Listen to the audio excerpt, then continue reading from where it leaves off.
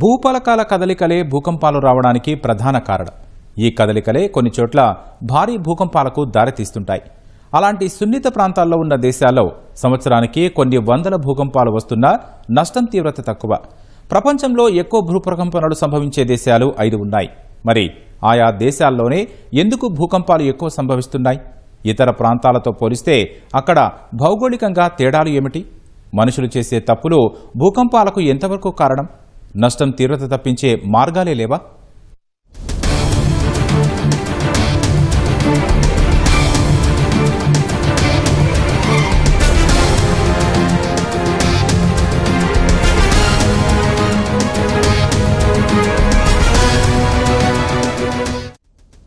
ప్రకృతి విసిరే సవాళ్లు, విపత్తులు ఒక్కో రూపంలో ఇవి మానవాళిపై విరుచుకుపడుతూ ఉంటాయి. ప్రపంచంలోని అనేక దేశాలు ప్రకృతి విపత్తులకు బాధిత దేశాలే. అయితే ఒక్కో దేశానిది ఒక్కో కథ. కానీ విపత్తుల్లో భూకంపాలు తరచూ సంభవించే దేశాల గురించి వీటిలో ప్రత్యేకంగా చెప్పుకోవాలి. ముఖ్యంగా ప్రపంచంలో 5 దేశాలపై ఈ భూకంపాలు ఏదో కసి ఉన్నట్లు విరుచుకుపడుతూ ఉంటాయి. ఆ దేశాలు ఉన్న భౌగోళిక పరిస్థితుల వల్ల తరచూ అవి భూతల్లి కోపానికి గురవుతూ ఉంటాయి. Japan, Philippines, Indonesia, Ecuador, Turkiye దేశాలు ఈ జాబితాలో ఉన్నాయి.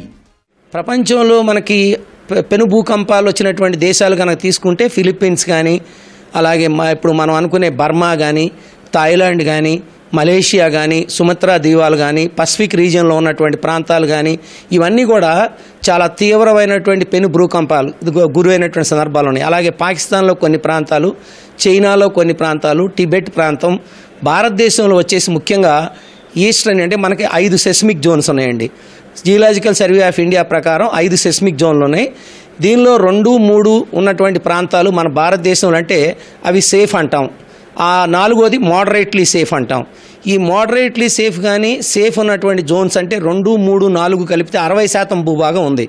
మిగతా మీరు 5 తీసుకున్నట్టయితే కనుక సెస్మిక్ జోన్ అంటే 4, 5 తీసుకున్నట్టయితే చాలా రిస్క్ జోన్ ఉన్నటువంటి ప్రాంతాలు హిమాలయాలు ఇవి 40% ఆఫ్ భూభాగం అంటే 40% భూభాగం బాగా అది గుజరాత్లో ఎక్కువగా ఉంది. మహారాష్ట్రలో ఉన్నటువంటి కొంత ప్రాంతం, అలాగే మీకు ఇప్పుడు నార్త్ ఈస్టర్న్ మేఘాలయ అంటే నార్త్ ఈస్టర్న్ స్టేట్స్ అన్నీ కూడా 6 సిస్టర్స్ అంటాం. ఆ ప్రాంతాలు కానీ, నేపాల్, అలాగే హిమాలయ పరిభాగ ప్రాంతం కానీ, తర్వాత జమ్మూ కాశ్మీర్ కానీ, ఆఫ్ఘనిస్తాన్ పాకిస్తాన్లో బోర్డర్ ఉన్నటువంటి ప్రాంతం కానీ, ఇరాన్ బోర్డర్లో ఉన్న ప్రాంతాలు కానీ, ఇవన్నీ కూడా హై రిస్క్ జోన్స్ అంటాం. అంటే ఇక్కడ చాలా వేగంగా ఈ టెక్టానిక్ ప్లేట్ అనేది చాలా బలంగా కదులుతుందన్నమాట. భూకంపాలు, సునామీ అనగానే మొదట వినిపించే పేరు జపాన్. ఈ దేశ భూభాగం భూకంపాలు రావడానికి ఎక్కువ అవకాశం ఉన్న రింగ్ ఆఫ్ ఫైర్ ప్రాంతంలో అధికంగా ఉండటమే ఇక్కడి విపత్తులకు ప్రధాన కారణం. గుర్రపు నాడ ఆకారంలో ఉండే ఈ రింగ్ ఆఫ్ ఫైర్ ప్రాదేశిక స్థలంలో 40,000 కిలోమీటర్ల మేర చురుకైన టెక్టానిక్ ప్లేట్లు ఉండటం విశేషం. 500 కిలోమీటర్ల వెడల్పు ఉంటుంది. ప్రపంచంలో 90% భూకంపాలకు రింగ్ ఆఫ్ ఫైర్ కేంద్రం. 75% అగ్నిపర్వతాలు ఇక్కడే బద్దలవుతాయి. న్యూజిలాండ్ నుంచి ఆసియా తూర్పు తీరం, అలస్కా, ఉత్తర అమెరికా పశ్చిమ తీరం, దక్షిణ అమెరికా వరకు విస్తరించున్నాయి. రింగ్ ఆఫ్ ఫైర్ భౌగోళిక నిర్మాణం కాదు. పసిఫిక్ మహాసముద్రం చుట్టూ కన్సర్వెంట్ సరిహద్దుల వద్ద టెక్టానిక్ ప్లేట్ల సబ్డక్షన్ ద్వారా ఇవి ఏర్పడ్డాయి. అగ్రరాజ్యం అమెరికా సహా 15 దేశాలు ఈ ప్రాంతంలో ఉన్న 5 దేశాల్లోనే ఎక్కువ భూకంపాలు సంభవిస్తాయి. కారణం అక్కడి క్లిష్టతరమైన భూగర్భ స్వరూపమే. ఇక్కడి టెక్టానిక్ ప్లేట్లు స్థిరంగా ఉండవు. స్థిరంగా పైకి కదులుతూ ఉంటుంది. ఒకదానికి ఒకటి ఢీకొంటాయి. తరచూ భూకంపాలు రావడానికి ఇదే కారణం. రింగ్ ఆఫ్ ఫైర్ ను సర్కం పసిఫిక్ బెల్ట్ అని కూడా పిలుస్తారు. దీని పరిధిలో ఉన్న జపాన్ భూకంపం, సునామీలు ముంచుకొచ్చినప్పుడు ప్రజల ప్రాణాలు రక్షించేందుకు అనేక చర్యలు తీసుకుంటోంది. ఏటా సెప్టెంబర్ 1న విపత్తు నివారణ దినం పేరుతో పలు విన్యాసాలు చేపడుతోంది. విపత్తులు వచ్చినప్పుడు ఎలాంటి జాగ్రత్తలు తీసుకోవాలో ప్రజలకు అవగాహన కల్పిస్తోంది. ఫర్ ఎగ్జాంపుల్ జపాన్ తీసుకోండి. Japan is a very highly prone earthquake zone. So ఇక్కడ ప్రతిరోజు చాలా ఎర్త్క్వేక్స్ వస్తాయి, చాలా వస్తుంటాయి. ఈ బిల్డింగ్స్ అన్నీ జపాన్లో ఈవెన్ 8.3 మ్యాగ్నిట్యూడ్ వచ్చినా కూడా తట్టుకునే బిల్డింగ్స్, వాళ్ళ స్ట్రక్చర్స్, ఆ మెటీరియల్స్ వాడి వాళ్ళు మ్యానుఫ్యాక్చర్ అంటే కన్స్ట్రక్షన్ చేశారు.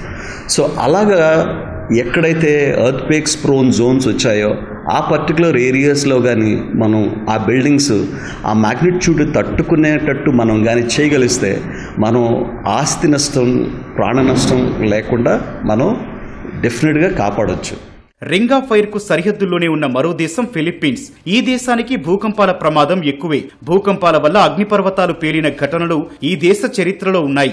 విపత్తును ఎదుర్కోవడానికి ఫిలిప్పీన్స్ పలు విధానాలు అమలు చేస్తోంది. ప్రపంచంలో వచ్చే భూకంపాల్లో 90% పసిఫిక్ రింగ్ ఆఫ్ ఫైర్ లోనే నమోదవుతాయని అంచనా. అలాంటి ప్రాంతంలో అత్యంత సున్నితమైన ప్రదేశంలో ఉండే దేశం ఇండోనేషియా. చిన్న మధ్యస్థాయి భూకంపాలు ఇక్కడ సర్వసాధారణం.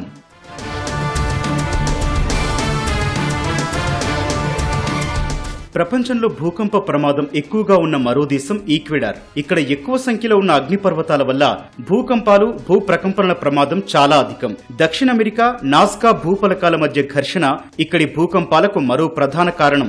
ప్రస్తుతం వరుస భూ ప్రకంపనలతో అల్లాడుతున్న దేశం తుర్కీయే. యురేషియా, ఆఫ్రికా, అరేబియా అనే 3 భూపలకాలపై ఈ దేశం ఉంది. అనేక ఎర్త్ క్రస్ట్ చీలికలపై ఈ దేశ భూభాగం ఉండటంతో ఇక్కడ భూకంపాలు రావడానికి ఎక్కువ ఆస్కారం ఉంది. ఒక్క 2021లోనే తుర్కియాలో 23,735 భూ ప్రకంపనలు చోటు చేసుకున్నాయి. ప్రఖ్యాత పర్యాటక స్థలం ఇస్తాంబుల్ నగరాన్ని భూకంపాల నుంచి కాపాడటానికి అనేక ముందు జాగ్రత్త చర్యలు తీసుకుంటున్నట్లు తుర్కియే గతంలో ప్రకటించింది.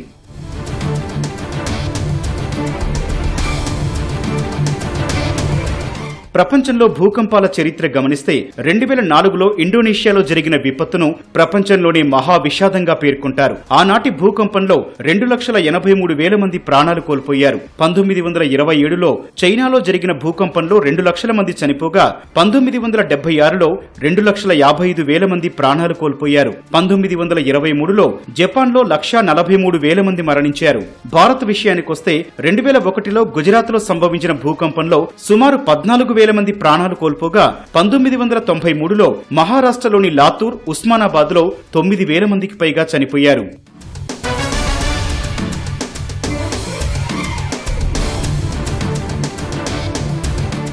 భూకంపాలు ప్రకృతి విసిరే సవాలు.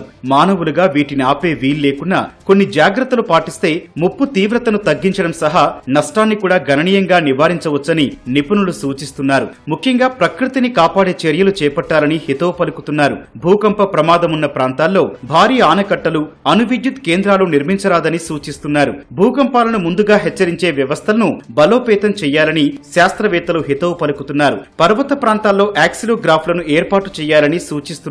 వీటిని అనుసంధానిస్తూ ఎత్తైన భవనాలపై ముందస్తు హెచ్చరికల వ్యవస్థలను ఏర్పాటు చేయాలని సలహా ఇస్తున్నారు. భూకంపాలను సంభవించే ప్రాంతాలను గుర్తించి అక్కడ నిరంతర నిఘాను ఏర్పాటు చేయాలి. నిరంతరం భూ కదలికలను గుర్తించేందుకు జియోగ్రాఫికల్ పొజిషన్ వ్యవస్థను సన్నద్ధం చేయాలి. ఇళ్లు, నిర్మాణాలను భూకంపాలను తట్టుకునే విధంగా నిర్మించాలని నిపుణులు సూచిస్తున్నారు.